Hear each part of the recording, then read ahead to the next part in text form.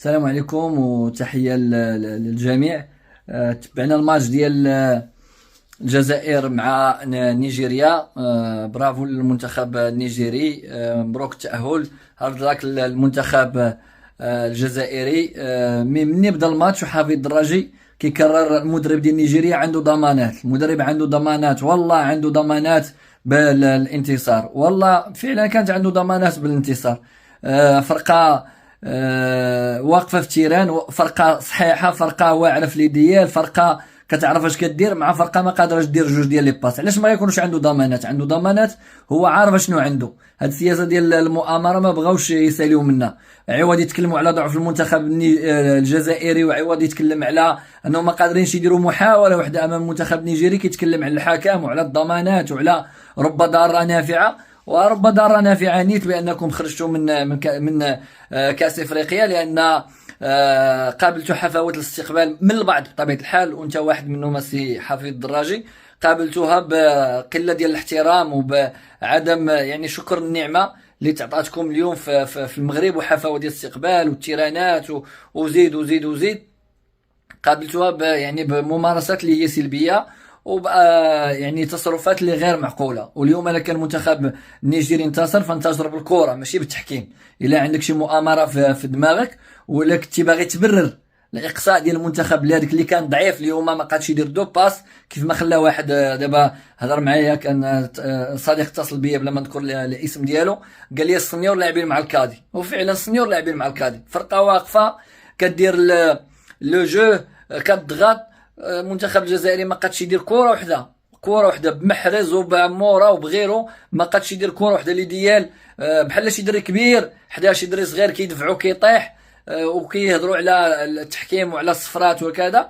ممكن تختلف مع الحكم في صفرة ولا جوج، ولكن ما كانش قرار تحكيميه اللي تقدر تضر يعني المنتخب الجزائري، ولا كان سبب في اقصاء المنتخب الجزائري. الا كان شي واحد اليوم قصى المنتخب الجزائري هما الجزائريين، هو الطاقم التقني ديال الجزائر، هو المدرب اللي ما دارش سيستيم جو اللي يقدر يوقف به المنتخب الجزائري. وراه شفنا البيوتا كيفاش تماركا، وسيمان طلع فوق 4 وضربها بوحدو براسو ماركاها. الثانيه بحال في حصه تدريبيه جاي طيح الجول دخل بها حتى الشبكه. هادشي كامل داروا التحكيم. وهذه هي الضمانات اللي كانت عند المنتخب النيجيري وعند المدرب ديال المنتخب النيجيري، هي انه عارف اش عنده، عارف اللعابه اللي عنده، عارف لا كاليتي الجوار اللي عنده، ودار سيستيم جو اللي بين الجزائريين ضعاف، وبينهم كانهم ما كاينينش في التيران كاع وما قادرينش يزيدوا. هذه هي الحقيقه اللي كان خاص يتكلم عليها حفيظ الدراجي. ولكن للاسف يعني ويل قال بان المنتخب النيجيري كان الطرف الافضل، ولكن بقى كيحشي في الهضره وكيحشي في الكلام اللي ما عنده حتى شي معنى. لان التيران بين الحقيقه ديال كل واحد، بين المنتخب النيجيري على حقيقته، القوه اللي عنده تاكتيكمون والقوه البدنيه ديال اللاعبين، وحتى القوه في يعني الفنيات والمهارات في تبادل الكره. وبين المنتخب الجزائري كذلك على حقيقته، دفاع ما كاينش، مقتول، ميليو ما كاينش، لاطاك على قد الحال. سي نورمال غتكون راه كان ممكن تخرجوا بواحد 4 ولا 5. ودابا من بعد شفت هذيك الممارسات المضاربه عاوتاني من بعد مثلا الماتش بغينا يتضاربوا، ما عرفتش الناس سالات الكرات تقسيتو.